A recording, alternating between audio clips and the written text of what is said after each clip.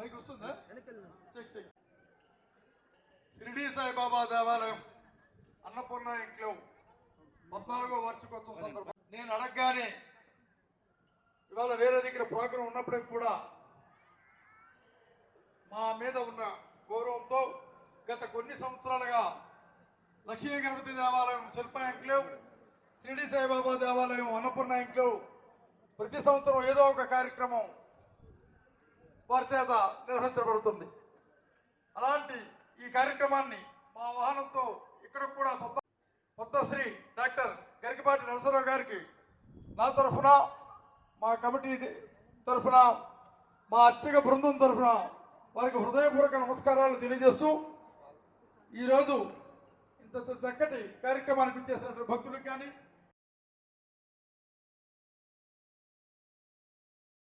అప్పుడే అన్నంత అద్భుతంగా ఈ షిరిడి సాయిబాబా దేవాలయం 14 వార్షికోత్సవాలు బ్రహ్మాండంగా జరుపుకున్నాం. మరి ఈ దేవాలయ అభివృద్ధిలో మీరందరూ భాగస్వాములు కావాలని మరొకసారి కోరుకుంటూ ఇచ్చేసిన గరికపాటి నరసింహరావు గారికి మా హృదయపూర్వక 2026 సంవత్సరం ఫిబ్రవరి నెల 2వ తేదీ BHCL షిరిడి సాయి మందిరం వార్షికోత్సవాల సందర్భంగా వైరాగ్య వైభవం అనేటువంటి ప్రవచనానికి మీకందరికీ హృదయపూర్వకంగా స్వాగతం పలుకుతున్నాం. వందే మాతర గీతం వెలువడి 150 సంవత్సరాలైన సందర్భంగా కేంద్ర ప్రభుత్వం ఈ సంవత్సరాన్ని వందే మాతర సంవత్సరంగా ప్రకటించింది. దేశభక్తి పూరితమైన ఆ నిర్ణయాన్ని మనం అందరం గౌరవిస్తూ ఈ ప్రవచనాన్ని వందే మాతర నినాదంతో ప్రారంభం చేస్తున్నాం. వందే మాతరం, వందే మాతరం, వందే మాతరం. రాజుల శక్తితోడ ఋషిరాజుల తీవ్ర విరక్తితోడ తల్లి భారతమాత రాజుల శక్తితోడ ఋషిరాజుల తీవ్ర విరక్తితోడ ధీరాజుల మేధతోడ కవిరాజుల సద్గుణ బోధతోడ రాజుల శక్తితోడ ఋషిరాజుల తీవ్ర విరక్తితోడ ధీరాజుల మేధతోడ కవిరాజుల సద్గుణ బోధతోడ ద్యోరాజుగ వెల్గుని భరతరాజ్యము జ్యోరాజుగ వెల్గుని భరతరాజ్యము నూతన యుగమునందునన్ రాజిలునట్లుగా నూతన యుగమునందునన్ రాజిలునట్లుగా నవతరం ఒక దీక్షను బొనగావలెన్ నవతరం ఒక దీక్షను బొనగావలెన్. దేశాభివృద్ధికి వ్యక్తి అభివృద్ధికి కూడా అనురక్తి ఎంత ముఖ్యమో విరక్తి అంతే ముఖ్యం. అందుకే ఇవాళ అంశం వైరాగ్య వైభవం. వెంకటేశ్వర వైభవం, షిరిడి సాయి వైభవం, ఆంజనేయ స్వామి వైభవం, ఎన్నో వైభవాలు విన్నారు మీరు. ఆయా దేవతలు ఆ తత్వం మనకు అర్థం కావాలంటే వైరాగ్యం యొక్క వైభవం అర్థం కావాలి. ఆ వైరాగ్య వైభవాన్ని భర్తృహరి సుభాషితాల ఆధారంగా 2000 ఏళ్ల క్రితం భర్తృహరి రచించినటువంటి వైరాగ్య శతకం ఆధారంగా, దానికి ఏనుగు లక్ష్మణ కవి చేసిన తెలుగు పద్యాల ఆధారంగా మనం చెప్పుకునేటువంటి ప్రయత్నం చేద్దాం. వైరాగ్యం అనేసరికి చాలామంది అనుకుంటారు విరాగస్య భావం వైరాగ్యం. కాబట్టి దేని యందు ఆసక్తి లేకుండా ఉండడం. ఆసక్తి లేకపోతే అభివృద్ధి ఎలాగండి? ఆసక్తి ఉండి కష్టపడి పనిచేస్తేనే కదా ఏదైనా మనకు వచ్చేది, అప్పుడే కదా మనం అభివృద్ధి చెందేది. వైరాగ్యం ఉంటే ఎలాగా అనుకుంటారు. అసలు వైరాగ్యం అనేది జీవితంలోనే పనికిరాదు అనేది కొంతమంది అభిప్రాయం. ఇంకొంతమంది ఎలా ఉంటారంటే పనికొస్తుందండి, అది మంచిదే, కానీ 70 ఏళ్ల తర్వాత ఉండాలి, 25 ఏళ్ల వాడికి 30 ఏళ్ల వాడికి వైరాగ్యం ఉంటే ఎలాగా, వాడి జీవితం అభివృద్ధి చెందద్దా? అందుకని వైరాగ్యం ఒక వయస్సులో అవసరం, ఇంకో వయస్సులో అవసరం లేదు అని కొందరంటారు. ఈ రెండు అభిప్రాయాలు కూడా పూర్తిగా సరైనవి కావు, అర్ధ సత్యాలే. ఒకటైతే పూర్తిగా అసత్యం. వైరాగ్యం అనేది నెగిటివ్ క్వాలిటీ, పనికిరాదు అనడం పూర్తిగా అసత్యం. 70 ఏళ్ల తర్వాత ఉండాలి, అంతకుముందు అక్కర్లేదు అనడం అర్ధ సత్యం, అర్థం కాకుండా మాట్లాడే మాట. జీవితం బాగా సుఖంగా సాగాలి అంటే ఎక్కడ పట్టుకోవాలో అక్కడ పట్టుకోవాలి, ఎక్కడ వదిలేయాలో అక్కడ వదిలేయాలి. ఎవరితోనైనా సరే ఎంతవరకు అనుబంధం ఉండాలో అంతవరకే ఉండాలి. ఆ దాటితో వదిలేయాలి, అనుబంధం వదిలేయాలి, మనిషిని కాదు. అటాచ్మెంట్ అంటారు ఇంగ్లీష్లో. అది ఎంత ముఖ్యమో డిటాచ్మెంట్ కూడా అంతే ముఖ్యం. అటాచ్మెంట్లోనే డిటాచ్మెంట్ ఉంటుంది, రెండిట్లోనూ ఉన్నది అటాచ్మెంటే. అటాచ్మెంట్ కామన్ కదా, ఇంగ్లీషులో మాత్రం ఒకటే మాట ఎందుకుంది, అటాచ్మెంట్ డిటాచ్మెంట్. తేడా ఏమిటి, ఏ డి తేడా, మిగిలింది ఒకటేగా. అంచేత కామన్ అయింది ఒకటి ఉంది అక్కడ. అంచేత అనురక్తి విరక్తి అనుకున్నా కూడా రక్తి ఉంది కదా, రక్తికి అను అనే ఉపసర్గ చేరిస్తే అనురక్తి వచ్చింది, వి అనే ఉపసర్గ చేరిస్తే విరక్తి వచ్చింది. మరి మూలం ఒకటే కాకపోతే ఉపసర్గలు ఎలా చేరుస్తారండి? ఉపసర్గ అంటే ప్రిపోజిషన్ అంటారు ఇంగ్లీష్లో. ప్రిపోజిషన్, దాని ముందు ఒక పదం ముందు చేర్చేదాన్ని ప్రిపోజిషన్ అంటారు ఇంగ్లీష్లో. చివర చేరిస్తే టెర్మినేషన్ అంటారు. అదే మన తెలుగు భాషలో ముందు చేరిస్తే ఉపసర్గ అంటారు, చివర చేరిస్తే ప్రత్యయం అంటారు. విరాగ శబ్దానికి రాగ శబ్దానికి వి అనేది ఉపసర్గ, ప్రత్యయం కాదు, ముందు చేరింది అది. అంచేత రాగం ఉన్నప్పుడు విరాగం కూడా ఉంటుంది, ఉండాలి. ఎంతసేపు రాగమే అంటే అలాగే, రాగం అంటే సంగీతంలో రాగం కాదు, ఇక్కడ ఇష్టం అని అర్థం. రాగద్వేషాలు అంటారు. అంటే ఒక విషయం అంటే ఇష్టం, ఇంకో విషయం అంటే ద్వేషం. సహజంగా ఇష్టం ఉండడం వల్లే ద్వేషం వచ్చింది, ఇష్టం లేకపోతే ద్వేషం ఉండదు. నాకు ఈ కూర ఇష్టము అన్నామంటే మిగిలినవి అంతగా ఇష్టం లేదని అర్థం, కొన్ని పూర్తిగా ఇష్టం లేదని కూడా అర్థం. ఒకదాన్ని ఎప్పుడైతే ఇష్టపడడం మొదలుపెట్టామో మిగిలినవి అంత ఇష్టం లేకుండా పోతాయి. సరే, కూరల విషయంలోనో బట్టల విషయంలోనో నగల విషయంలోనో ఈ ఇష్టాలు ఉంటే పెద్ద నష్టం ఏం లేదు దానికి. ఏదో నచ్చింది ఏదో తింటాం, నచ్చింది ఏదో కట్టుకుంటాం. కానీ జీవితంలో ఇది నాకు నచ్చదు, ఇది నాకు కుదరదు అంటే జీవితం దెబ్బతింటుంది. కొన్నింటితో మనం రాజీ పడక తప్పదు. ముఖ్యంగా జీవిస్తున్నామంటే ఒకదానితో వెంటనే రాజీ పడాలి, మృత్యువుతో రాజీ పడాలి, అది తప్పదు. అది నాకు ఇష్టం లేదు మృత్యు అంటే, నీకు ఇష్టం అవసరం లేదు, యమధర్మరాజుకి చాలా ఇష్టం. నీ ఇష్టంతో నిమిత్తం వెళ్ళలేదు ఇక్కడ. పుట్టడం మన ఇష్టం ప్రకారం మనం పుట్టలేదు కదా.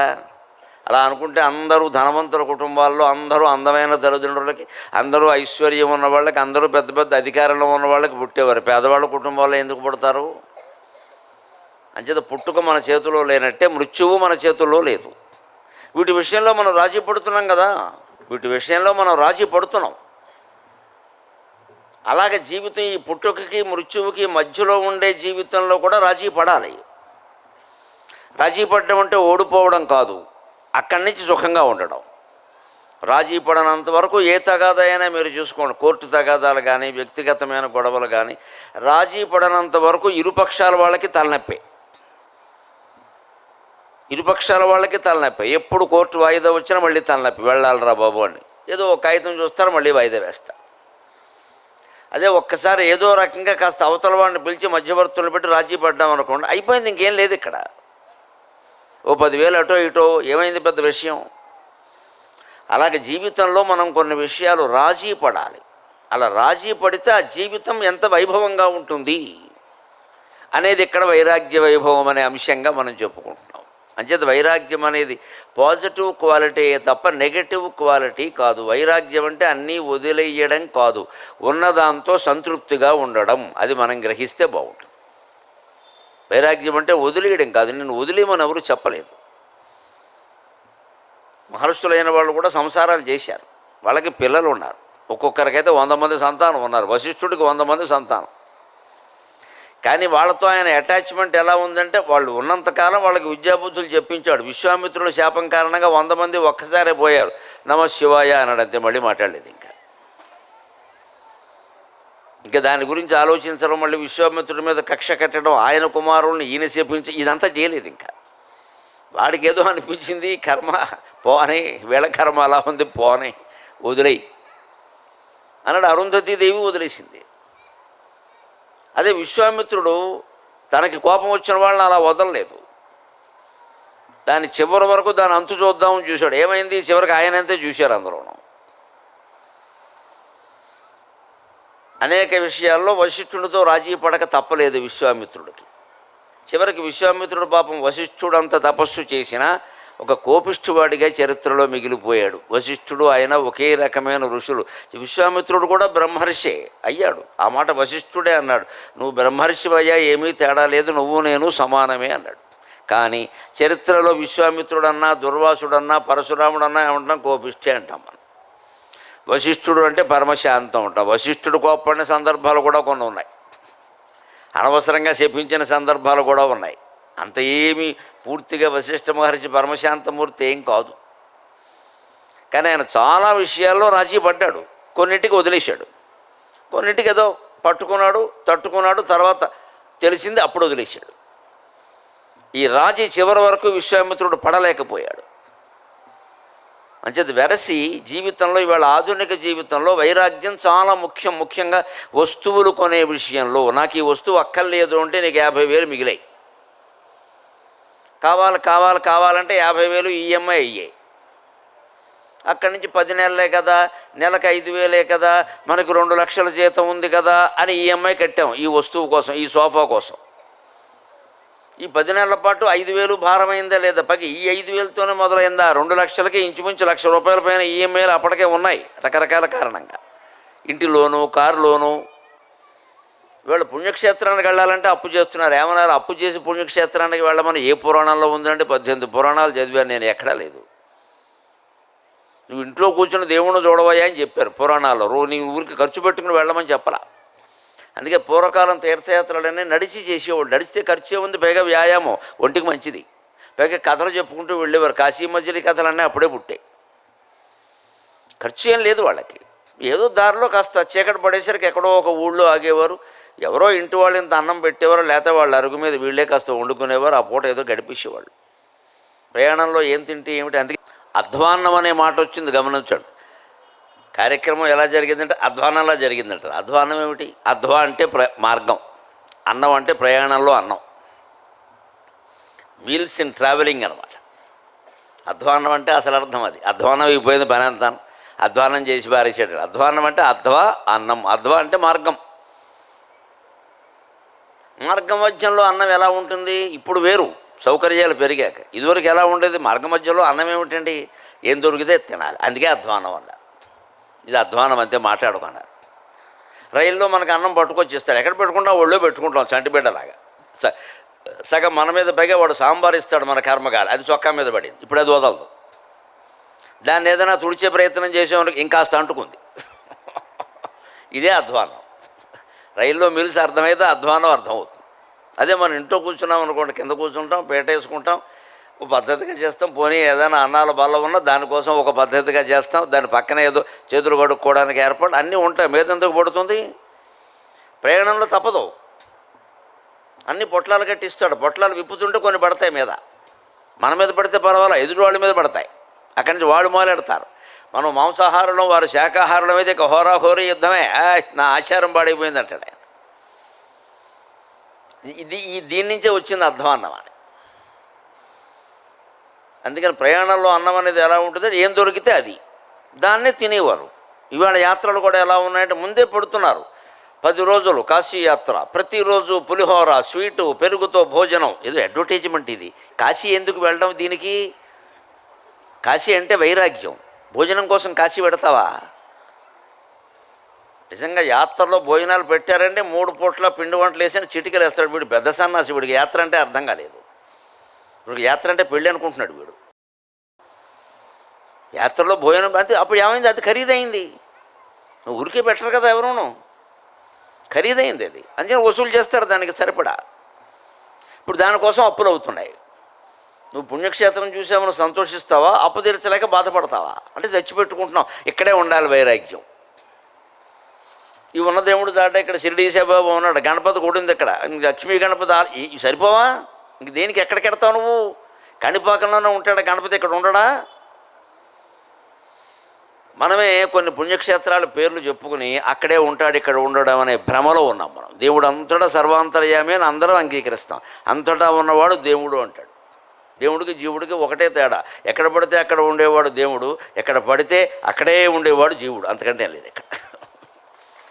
ఎందుకంటే తేడా ఏం లేదు. మనకి దేవుడికి ఒకటే తేడా. ఆయన ఎక్కడ పడితే అక్కడ ఉంటాడు, మనం ఎక్కడ పడ్డామో అక్కడే ఉంటాం, లేవమే. ఇంకా ఒకటి ఏదో జరిగింది ఇంట్లోకి, దాన్ని పట్టు కూర్చుంటాం ఇంకంతే. ఓ 10 ఏళ్ల పాటు అదే సంత ఇక్కడ. ఇంకా మానడు, ఆ మాట మానడు. ఇంకా చిన్న తేడా వచ్చింది భార్యతోనో బంధువులతో, వదిలేచ్చిగా ఆ విషయాన్ని.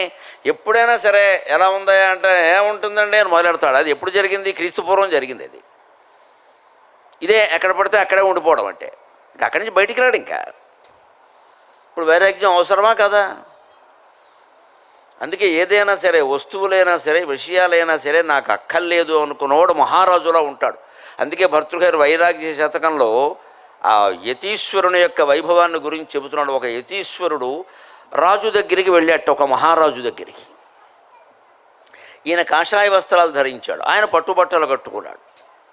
ఈయనేమో ఇలా గడ్డాలు పెంచుకొని నూనె కూడా రాసుకోకుండా చికాకైన జుట్టుతో ఉన్నాడు. ఇంచుమించు రాగి రంగులోకి వెళ్ళిపోయింది ఆ జుట్టు.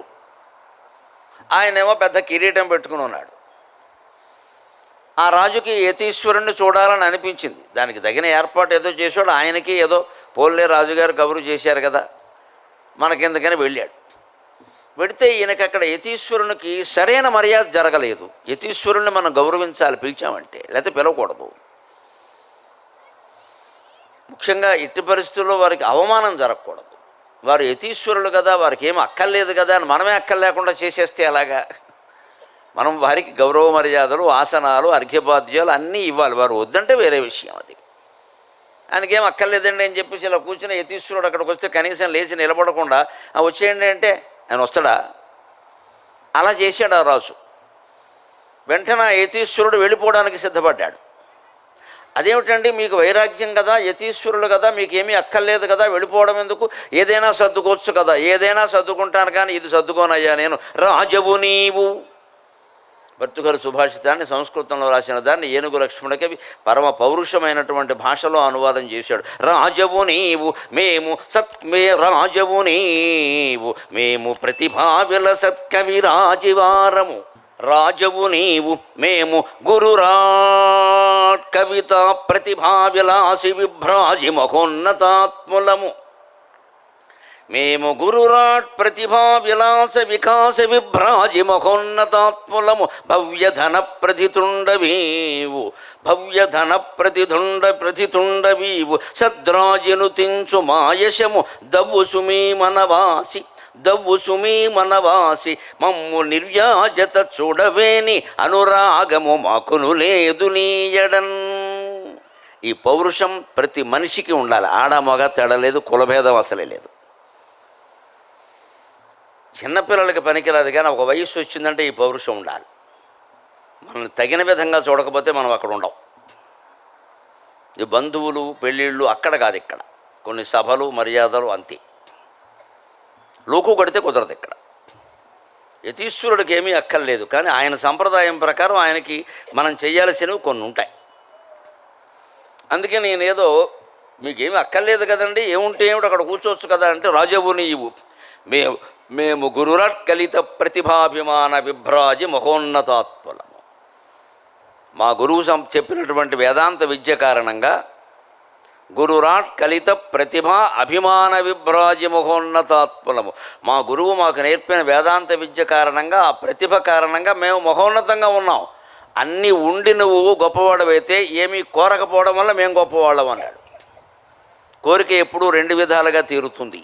కోరిక తీరడం రెండు విధాలుగా ఉంటుంది. ఒకటి, మనం డబ్బు సంపాదించి ఖర్చు పెట్టి ఆ వస్తువును కొని కోరిక తీర్చుకోవడం, అది మామూలే, అందరూ చేసేది. రెండోది, దంపతులు ఇద్దరు కూర్చొని ఈ వస్తువు మాకు అక్కర్లేదు అని తీర్మానించుకుంటే అంతకంటే గొప్పవాళ్ళు లేరు. వాళ్ళే పార్వతీ పరమేశ్వరులు. ముఖ్యంగా 10,000 దాటిన అన్ని వస్తువుల విషయంలో ఇద్దరూ పెద్ద చర్చ చేయాలి. పార్లమెంట్లో బడ్జెట్ అంత చర్చ చేయాలి. 10,000 దాటిందంటే అంతే. ఏదో విజయం 2,000 అయితే పర్వాలేదు, వేళ లక్షల్లో ఉన్నాయి జీతాలు. కానీ 10,000 దాటిందంటే ఇద్దరు కూర్చొని ఆలోచించాలి. ఎవరి మటుకు వాళ్ళే ఫోన్లో నొక్కేసి వస్తువులు తెప్పించేస్తే వచ్చాక తెలుస్తుంది ఒకటికో పెళ్ళానుకో. ఇక్కడ మేము గురురాట్ కలిత ప్రతిభాభిమాన విభ్రాజి మహోన్నతాత్ములము. మేము నేర్చుకున్న వేదాంత విద్య కారణంగా మా ప్రతిభ మాకుంది, మాకేది అక్కర్లేదు. నీకు అన్నీ కావాలి అనడం నీ పద్ధతి అయితే, ఏది అక్కర్లేదు అనడం మా పద్ధతి. నిజానికి మేము నీకంటే ఎక్కువ వాళ్ళం. తూకం వేస్తే ఒక్క రవ్వ మేమే ఎక్కువ. ఎందుకంటే మాకు ఈ వస్తువులు, సామ్రాజ్యాలు, యుద్ధాలు, ఈ గొడవలు భరించాల్సిన అవసరం లేదు. మేము సుఖంగా కాషాయ వస్త్రాలు కట్టుకున్నాం. ఇక్కడి నుంచి ఎక్కడికైనా పెడతాం, అక్కడి నుంచి ఎక్కడికైనా పెడతాం. నువ్వు వెళ్ళగలవా అలాగా? ఇప్పుడు రాజు గొప్పవాడా, యతి గొప్పవాడా? ఖచ్చితంగా యతే గొప్పవాడు. కానీ మనం మహారాజుకు పిల్లనిస్తాం, యతీశ్వరుడికి ఇమ్మంటే పనేం లేదని అడుగుతాం. ఒకవేళ ఆయనకి పెళ్లి చేసుకోవాలని బుద్ధి పుట్టి షిరిడీ సాయిబాబా గారు మన దగ్గరికి వచ్చి పోనీ ఒక అవతారంలో చేసుకోలేదమ్మా, మా గుడికి రోజు వస్తున్నారు కదా, మీ అమ్మాయి నాకు నచ్చింది, పిల్లనివ్వమంటే ఇందులో ఎవరైనా ఇస్తారంటే పారిపోతారు మొత్తం ఇక్కడి నుంచి. బేకారాయనకి పిల్లనేమని ఇస్తారు. మనం ఆయన చుట్టూ తిరుగుతాం, ఆయన కోరికలు కోరుతాం మనం. ఆయన చుట్టూ తిరుగుతాం, ఆయనకు పట్టాభిషేకాలు చేస్తాం, బంగారాలు పెడతాం. ఆయన వచ్చి పొరపాటుని సరదా పుట్టి పిల్లనివ్వమని అడుగుతాం, నీకేం బుద్ధయ్యా అని అడుగుతాం ఇక్కడ. ఎందుకంటే మా నల్లుడు మళ్ళీ అమెరికాలో ఉండాలి, ఆస్ట్రేలియాలో ఉండాలి, కోట్లు సంపాదించాలి, ఆయనతో ఇద్దరు కలిసి వచ్చి గుళ్ళో దండం పెట్టుకోవాలి. ఇదే మన నాటకం అంటే, మనం వాడుతున్న పెద్ద నాటకం. అందుకే ఏ దేవుడు మనని కటాక్షించడం అనుమానం వల్ల మనం మోసగాళ్ళం. మన మనస్సులో ఉండేది వేరు, మనం ప్రదర్శిస్తున్నది వేరు. మన మనస్సులో కావలసింది భోగం. పరమ వైరాగ్యానికి మూర్తి భవించిన దైవం షిరిడీశ, ఆయనకి దండం పెడుతున్నాం, నీకు వైరాగ్యం లేదు. పచ్చి మోసం అది. ఆయన నవ్వుకుంటాడు, వీడికి ఏం కావాలో అదే కావాలి, నేను అక్కర్లేదు వీడికి, నా ద్వారా వచ్చే సంపదలు, వాడు కోరికలు తీరడం, వాడు రోగాలు తగ్గడం, ఈ దరిద్రం అంతా కావాలి. అందుకని రోజు దండాలు పెడుతూ ఉంటాడు. ఇక్కడ నేనేదో 20 ప్రదక్షిణాలు ఎవడు చేయమన్నాడు, నా చుట్టూ తిరగమని నేను చెప్పాను అనుకుంటాడు. మనమే తిరుగుతూ ఉంటాం ఊరికే. ఇక్కడ దానికి మహిమలు మాయలు అన్నీ కల్పించేస్తాం. అలాగా దేవుడు ఏం చెబుతారంటే, ఎప్పుడు మీరు 3 సార్లు ప్రదక్షిణం చేసి మామూలుగా లోపల గుళ్ళోకి వెళ్ళండి. అర్చకులు ఏమంటారు, ఆత్మ ప్రదక్షిణ నమస్కారాన్ని సమర్పయామి అంటే అర్థం ఏంటి, ఇంతవరకు నా చుట్టూ తిరిగేవు జాలే సన్నాసికి నువ్వు చుట్టూ తిరగమని. నీ చుట్టూ నువ్వు తిరుగు, నువ్వు ఎంతసేపు గుడి చుట్టూ తిరిగినా నీకు ఏమీ తెలియదు, కాళ్ళు లాగితే వ్యాయామం అవుతుంది. ఎందుకంటే ఊరికే చుట్టూ తిరిగాం కానీ వదలవలసినవేం వదలలేదు. మనం ఒకసారి తిరిగామంటే తమోగుణం వదిలేయాలి, నిద్ర, ఆలస్యం, బద్ధకం, హింస మళ్ళీ రావద్దు. ఇంకా రెండోసారి తిరిగామంటే రజోగుణం వదిలేయాలి, పోటీలు, పంతాలు, కష్టాలు, కార్పణ్యాలు ఏది వదలలేదు. మళ్ళీ అప్పడం గురించి గొడవే 6 గంట.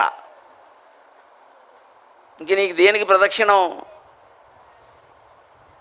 మూడోసారి తిరిగాం, సత్వగుణం కూడా వదిలే. సత్వగుణం అంటే ఏదో ఇలాంటివి వినడం, గుళ్ళోకి వెళ్ళడం, మంచి పుస్తకాలు చదవడం, అవన్నీ మంచివే. కానీ ఇవన్నీ నేను చేస్తానే, రోజు గుళ్ళోకి వెళ్ళి దండం పెట్టుకుందే నేను అసలు ఉండాలని, ఈ గుద్దుడు అనవసరం ఇక్కడ మానయ్య. ఇది సాత్విక అహంకారం అంటారు. ఎందుకు ఈ మాట చెప్తున్నావు ఇక్కడ? నువ్వు ఒక్కడో వెళ్ళావా? అదేమన్నా గొప్ప విషయమా? తొలి దర్శనం నేనే చేసుకోవాలి, దీన్ని అహంకారం అంటారు. ఎందుకు నువ్వు తొలి దర్శనం చేయడం, నీ మొహం చూడడం ఆయనకి ఇష్టం లేదు మానయ్య. ఇదన్నీ గొప్పకని చెప్తూ ఉండు మనం. ఆయనకి ఏదో ఇష్టం అంటారు ఒకరోజు, దేవుడికి ఇష్టాలు ఉంటాయండి. మన అజ్ఞానం ఏదో రోజు కేటాయించారు కాబట్టి కేటాయించారు. గురువారం మొట్టమొదట 5:55 నేనే దర్శనం చేసుకుంటా. వీడికి గర్వం ఒకటి మిగిలింది, సాయిబాబా పోయాడు అక్కడి నుంచి. దర్శనమే ఏదో గొప్పదనుకుంటాడు. అది గురువారం మళ్ళీ 6ంటికి దానికి టైం పెట్టేశాడు, రోజు పెట్టేశాడు, తిథులు నక్షత్రాలు పెట్టాడు, తదినానికి పెట్టినట్టు. అవన్నీ గొప్పకని చెబుతున్నాడు. ఇంకా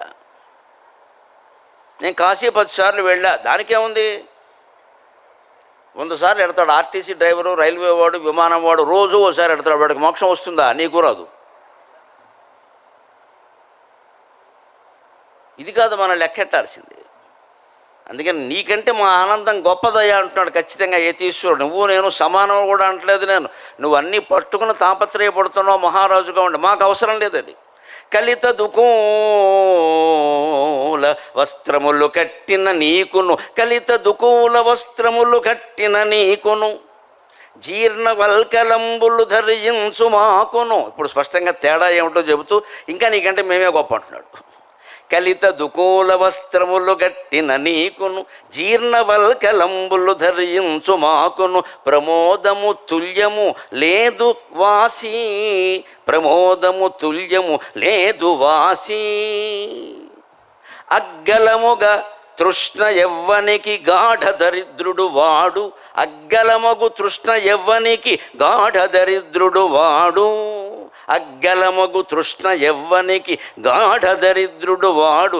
లేమియున్ కలిమియులేవు సమ్మద వికస్వర మానసులైన వారికిన్, లేమియున్ కలిమియులేవు సమ్మద వికస్వర మనసులైన వారికిన్.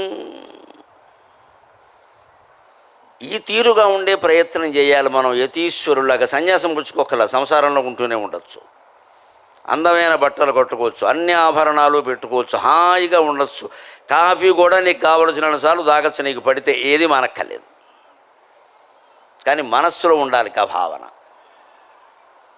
నీ ఇష్టం వచ్చిన పదార్థం నువ్వు సేవించవచ్చు, ఆరోగ్యం ఒక్కటి దృష్టిలో పెట్టుకొని. కానీ అది దొరక్కపోయినా కూడా బాధపడకూడదు, అది సమస్య. ఒక్క పూట కాఫీ దాక్కపోతే బెంగట్టేసుకుని సాయంత్రం వరకు కూడా ఏమిటో పొద్దున్నుంచి చచ్చిపోతామా ఒక్క పూటకే. మన దృష్టి అంతా కాఫీ మీదే ఉంది, మన కాశీ ఎందుకు? ఎప్పుడు జీవితం అంటే అంతే, దొరికింది అనుభవించు, ఆస్వాదించు, దొరకలేదు వదిలే, ఆ విషయం కూడా మాట్లాడక. మళ్ళీ ఆ విషయం మాట్లాడుతున్న రోజు చేసేవాళ్ళు వాళ్ళు చేయలేకపోయాం, పూజ అయినా సరేనమ్మా, రోజు చేసేవాళ్ళు ఒకరోజు చేయకపోతే అంత బాధపడి ఏడవక్కర్లేదు. దీనే సాత్విక అహంకారం అంటారు, చేదస్థం అంటారు. రోజు చేస్తున్నావు కదా, అమ్మవారు ఏమైనా లెక్క రాసిందా?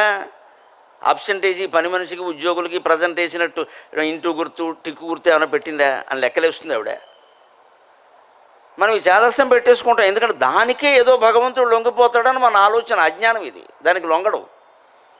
నువ్వు చేసినా చేయకపోయినా నీ మనస్సు ఎక్కడుంది అనేది భగవంతుడికి కావాలి. ఆ మనస్సు ఒకటి పట్టించుకోవాలంటే వైరాగ్యమే ఉండాలి. ఏమీ అక్కర్లేనప్పుడే మన మనస్సు భగవంతుడి మీద ఉంటుంది. ఏదన్నా కావాలంటే దాని మీదే ఉంటుంది, దేవుడి మీద ఎందుకు ఉంటుంది?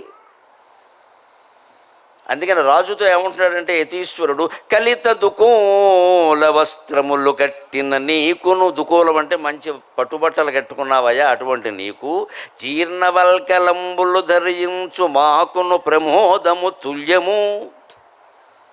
బట్టల కోసం వేలకు వేలు లక్షలు ఖర్చు పెట్టేవాళ్ళు జాగ్రత్తగా ఆలోచించండి, ఆనందం ఎక్కడుందో అర్థమవుతుంది. నువ్వేమో పెద్ద పట్టుబట్టలు అవి కట్టుకున్నావయ్యా, కిరీటాలన్నీ పెట్టుకున్నావు, నేనేమో కాషాయం బట్టలు కట్టుకున్నాను, నీకు నాకు వస్త్రానికి సంబంధించిన ఆనందం సమానమే అన్నాడు. సమానమేనా? అంతేనమ్మా. పట్టు చీర కట్టినా, నార చీర కట్టినా, కాటన్ చీర కట్టినా ఒక్కటే ఆనందం ఉంటుంది మన మనస్సులో. ఆనందం మనస్సులో ఉంటుంది, చీరలో ఉండదు. ఈ చీర కట్టిన ఆనందం ఎంతసేపు ఉంటుంది అంటే 10 మందిలోకి వచ్చిన తర్వాత అన్నాక ఎవరూ పట్టించుకోలేదనుకో, ఎందుకు పర్లేక అనిపిస్తుంది, అయిపోయింది కదా. నీ ఆనందం ఎంత అంటే నువ్వు ఎందుకు కట్టుకున్నావు చీర, నీ కోసం కాదు, ఎవడో పట్టించుకోవాలి. ఎంత చీరండి పిన్ని గారు ఎక్కడ కొన్నారు అనాలి వెంటనే. ఎక్కడ ఇదివరకైతే ఈ దరిద్రం ఒక్కటే ఉండేది, ఇప్పుడు ఇంకో అష్టదరిద్రం జోడింపోయింది. ఈ చీర ఫోటో పట్టుకెళ్ళి ఫేస్బుక్లో పెడతారు, స్టేటస్లో పెడతారు. దానికి ఎన్ని బొటన వేళ్ళు, ఎన్ని చిటికెన వేళ్ళు, ఎన్ని కామెంట్లు. నీ బోడి చీరకి ఇంత అవసరమా ప్రపంచం? నువ్వు ఒక్కతివే కట్టావా చీర? అసలు ఇప్పుడు చీర కట్టేవాళ్ళు తగ్గిపోయారు, నమస్కారం. నువ్వు కట్టిన డ్రెస్ గురించి అంత ఆలోచన నీకున్నాక దేవుడు ఎందుకు? అందరం భక్తులమే. అసలు భక్తికి మనకు అర్థం తెలియదు, అందుకే దేవుడు మన కటాక్షించట్ల. గుళ్ళే, గోపురాలు గోపురాలే, ప్రవచనాలే, యాత్రలే, మన దుఃఖమే. అలాగే ఉందండి. ఏది ఎందుకు జరిగిందో తెలియదు ఇంట్లో.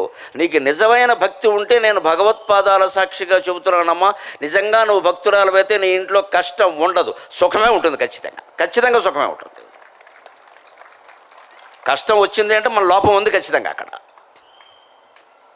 లేదు, దైవభక్తుడు అయిన వాడికి కష్టం రాదండి. రాకుండానే అమ్మవారు ఆపేస్తుంది అక్కడ. భక్తి ప్రియ, భక్తి గమ్య, భక్తివశ్య, భయాపహ. భక్తికి పరమలక్ష్యం ఏమిటంటే భయాపహ, భయాన్ని పోగొడుతుంది ఆవిడ. కష్టం వస్తేనే కదా మనం భయాన్ని పోగొడుతుంది. ఒకవేళ ఏదో జన్మాంతర కర్మ ప్రకారం వచ్చిందని అనుకుందాం, దాన్ని భరించే శక్తినైనా ఇస్తుంది ఆవిడ.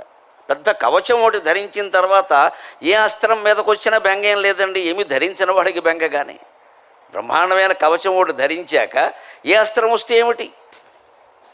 అర్జునుడి దగ్గర చాలా విలువైన అస్త్రాలు ఉన్నాయి అందరికీ. అర్జునుడిని మించిన వీరుడు ఎవడు? జగదేక వీరుడు అంటే భారతంలో అర్జునుడే. కానీ ఆ అర్జునుడిని దుర్యోధనుడు గడగడలాడించాడు. ఎప్పుడు? 14వ రోజున అభిమన్యు వధ మరునాడు. ఈయనేం ప్రతిజ్ఞ చేశాడు? సాయంత్రం సూర్యాస్తమయం అయ్యేలోగా అభిమన్యు వధకి కారణమైనటువంటి సైంధవుడిని చంపుతానని ప్రతిజ్ఞ చేశాడు. వీలైతే ఇంకా దాన్ని ప్రోత్సహించిన వాళ్ళని కూడా లేపేస్తానని చెప్పాడు. ఏం ఆలోచించకుండా ఆవేశంలో ప్రతిజ్ఞ చేశాడు. శ్రీకృష్ణుడు చాలా కోపడ్డాడు. ఏమిటి ఇలా ఎవరికీ చెప్పకుండా ఏమిటి ప్రతిజ్ఞలన్నీ అర్థం లేకుండా, ఏమనుకుంటున్నావు? కానీ నిన్ను ఏదో రకంగా కాపాడడం నాకు తప్పదయ్యా, అందుకని నేను కాపాడుతాను, కానీ ఇక ముందు ఎప్పుడు ఇలాంటి పిచ్చి పనులు చేయక అని ఏదో రకంగా రథం తోలుకుంటూ ఆయన వెడుతుంటే ఏమైంది తెలుసా పరిస్థితి? దుర్యోధనుడు ద్రోణాచార్యుడి దగ్గరికి వెళ్ళాడు. మీరు అర్జునుడిని ఎదుర్కోండి అన్నాడు. ఆయనకి ఇష్టం లేదు ఎదుర్కోవడం. ఒకటి శిష్యుడని ప్రేమ, రెండోది వాడు కొడుకు చచ్చిపోయి ఏడుస్తున్నాడు. వాడు పౌరుషంలో ఉన్నాడు. ఆ మాత్రం అవకాశం ఇస్తే ఇప్పుడు సైంధవుడు ఏం అభిమన్యుడి కంటే గొప్పవాడా? పోతాడు. సైంధవుడిని కాపాడడం కోసం నేను వెళ్ళి నా శిష్యుడితో పోరాడడం ఏంటి? సైంధవుడు ఏమైనా పరమ పవిత్రుడా? వాడికి 3-4 పెళ్ళిళ్ళు అయ్యి 5వ పెళ్లి చేసుకోవడం కోసం వెడుతూ దారిలో ద్రౌపదీదేవిని మానభంగం చేయబోయాడు వాడు. అది వాడి క్యారెక్టర్. అప్పటికి 3-4 పెళ్ళిళ్ళు అయ్యాయి. దుస్సలు కాదు, ఇంకా చాలామంది ఉన్నారు వాళ్ళు. వీళ్ళు ఉండగా మళ్ళీ 5వ పెళ్లి కోసం వెడుతున్నాడు. అక్కడ పెళ్లి కూతురు నిర్ణయం అయింది.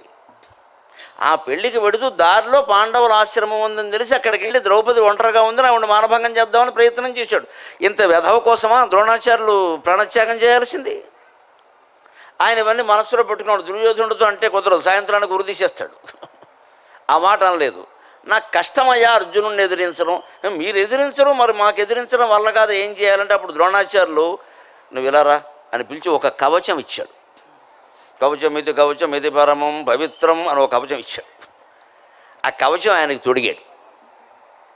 అది దుర్యోధనుడు కూడా విప్పుకోలేడు, అలా తొడిగేసాడు. తొడిగేసి ఈ కవచం నీ ఒంటి మీద ఉన్నంత కాలం అర్జునుడు కాదు కదా కృష్ణుడు కూడా నిన్నేం చేయలేడు వెళ్ళు అన్నారు. నిజంగానే అంత పరిస్థితి వచ్చింది. అక్కడ ఏ బాణం పనిచేయట్లేదు. అర్జునుడు ఆశ్చర్యపోయాడు, ఏ బాణం పనిచేయట్లేదు. మరి పని చేయకపోతే పోయేవాడిని వదిలేద్దామనడానికి లేదు, ఎందుకంటే ముందుకెళ్ళాలి. దుర్యోధనుడు అడ్డంగా ఉన్నాడు, వీడిని దాటుకుని సైంధవుడి దగ్గరికి వెళ్ళాలి. అప్పటికి 5 గంటలైంది, 5:30కు సూర్యాస్తమయం అయిపోతుంది, అది మార్గశిర మాసం. అక్కడికి వెళ్ళిపోవాలి, సమయం అయిపోతుంది, టైం బౌండ్ ప్రోగ్రామ్ ఇది. లేకపోతే ప్రతిజ్ఞ ఏం చేశారంటే పిచ్చాయని చంపుతాను లేదని కాదు. ఇక్కడ వాడిని చంపలేకపోతే నేను అగ్ని ప్రవేశం చేస్తానన్నాడు. ఇప్పుడు ఇది రెండోదో ఖాయం. ఇక్కడ ఇంత క్లిష్టమైన పరిస్థితి వచ్చినా అర్జునుడు భయపడలేదు, శ్రీకృష్ణుడు భయపడనివ్వలేదు, కాపాడాడమ్మా. ఆత్మవిశ్వాసం, పరమాత్మ విశ్వాసం ఉంటే ఎంత పెద్ద సమస్యనైనా ఎదుర్కోగలం, అనుమానమే లేదండి.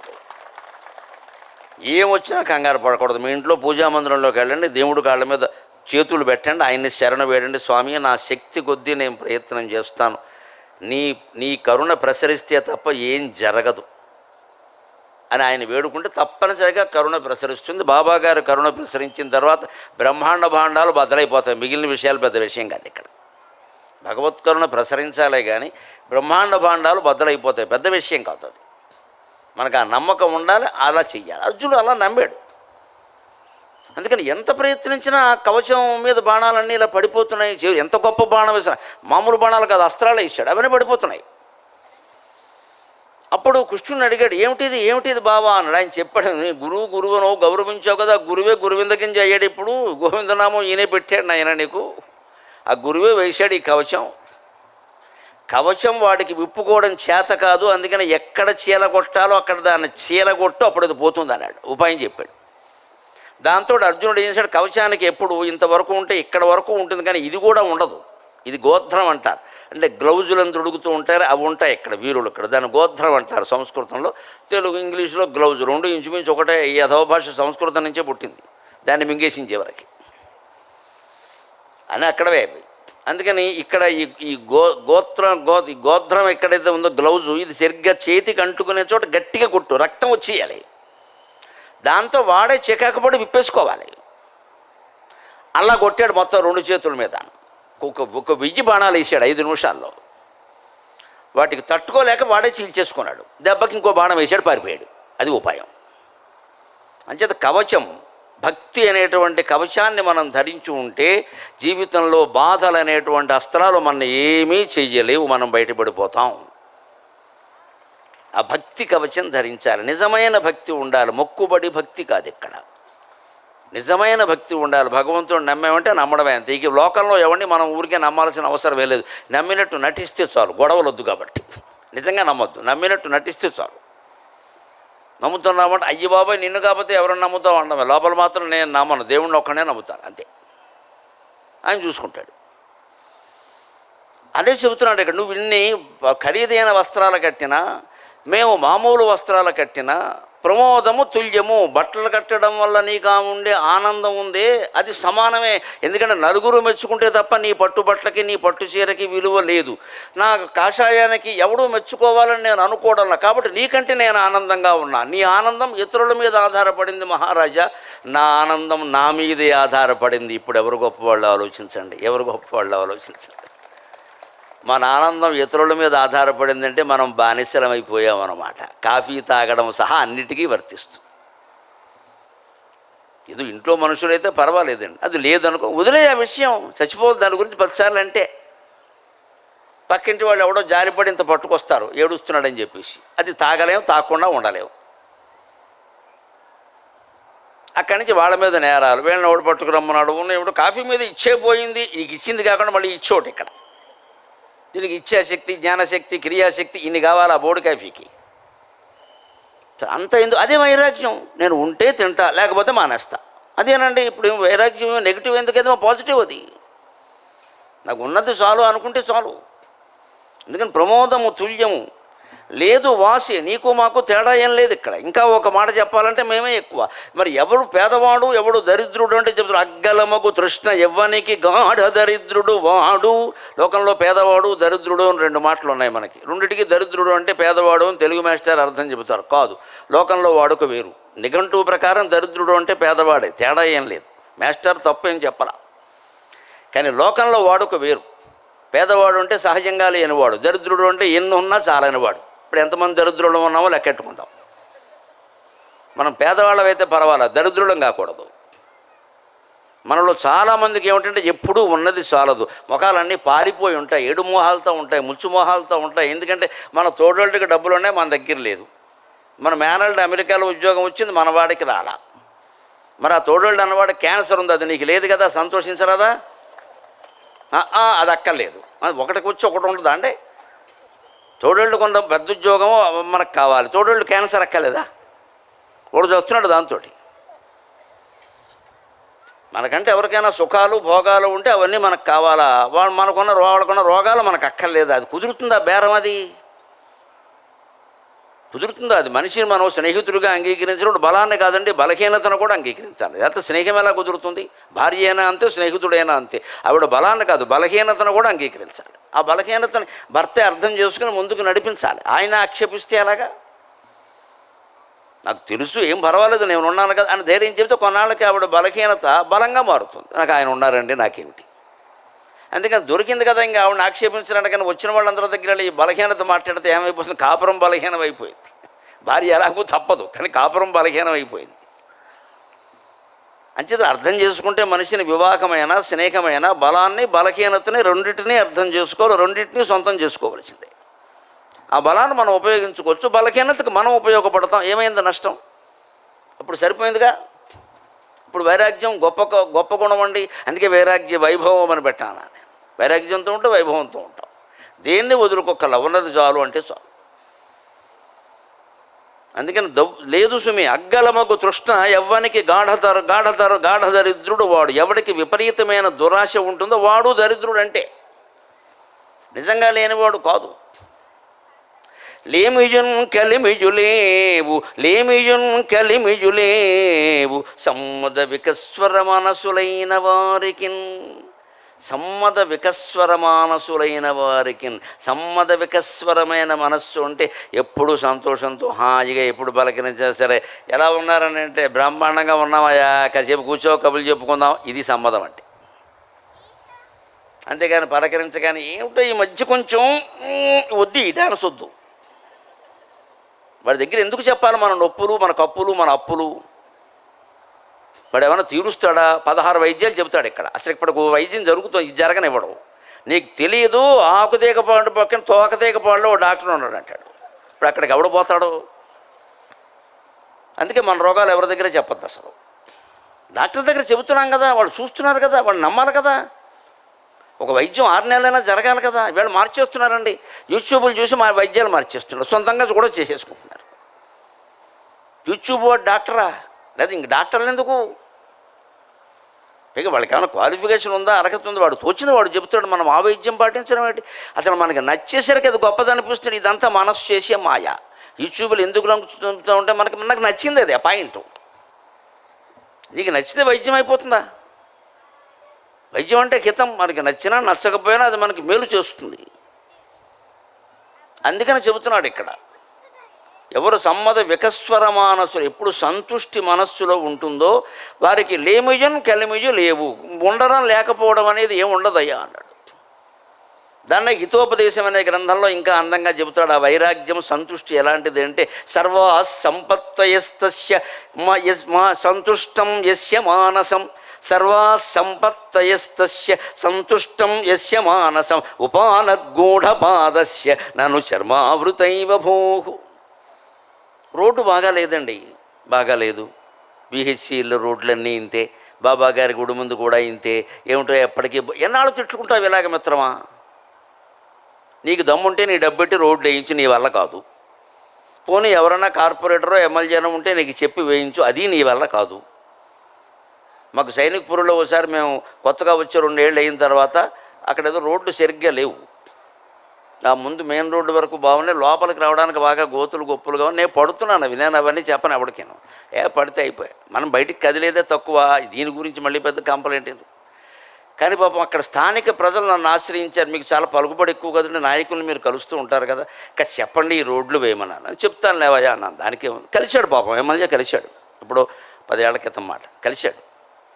కలిస్తూ సభలో ఇలాగే ఎమ్మెల్యే గారు కాస్త ఈ రోడ్డు చూడండి. అయ్యి బాబు గురువు గారు, మీరు చెప్పాక మళ్ళీ తేడా ఉంటుందండి, రోడ్డు వేసాకే మీకు కనిపిస్తా అన్నాడు. ఆయన మాట నిలబెట్టుకున్నాడు, ఇంతవరకు మళ్ళీ కనపడ్డా.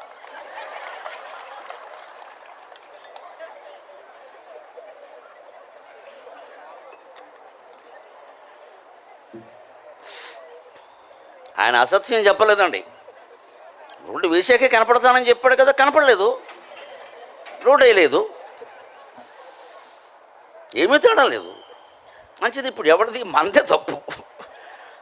వాళ్ళు అలా ఉంటారని తెలిసి దేనికిది, వాళ్ళ దగ్గర డబ్బులేవి, అన్నీ ఫ్రీ బస్సుకి ఉచిత పథకాలకి సరిపోయాయి, రోడ్లు ఎక్కడేస్తారండి. ఏం మాట్లాడడానికి లేదు ఇక్కడ. ఉభయ రాష్ట్ర ప్రభుత్వాల్లో ఇచ్చింది ఏదో పుచ్చుకోవడం, ఉన్నదేదో సంతృష్టి ఊరుకోవడం, వైరాగ్యం ఇక్కడే అవసరం. అందుకే వైరాగ్య వైభవం అని పెట్టాను. ఉన్నదేదో సరిపెట్టుకో. దానికి ప్రాచీన శాస్త్రమే ఉపాయం చెప్పింది. ఉపానద్గూఢపాదస్య నన్ను చర్మావృత ఇవ భూహు. రోడ్లు బాగాలేవు, అది బాగాలేవు, ఇది బాగాలేదు అనగా నీ కాలికి చెప్పులు వేసుకోవయ్యా, నీకు ఎందుకు వచ్చిన గొడవ, నీ వరకు బాగున్నట్టే కదా అన్నాడు. మన కాలికి చెప్పులు వేసుకుని పెడితే ముళ్ళు గుచ్చుకోవు, బురద అంటదు, మట్టి అంటదు, అన్నీ బాగానే ఉంటాయి. ఇంకా రోడ్డు అంతా బాగుండడం కూడా నీకు ఎందుకు ఇక్కడ. అది కాలనీ ప్రెసిడెంట్ ఎవరన్నా ఉంటే వాళ్ళకి చెప్పు, వాళ్ళు చూసుకుంటారు.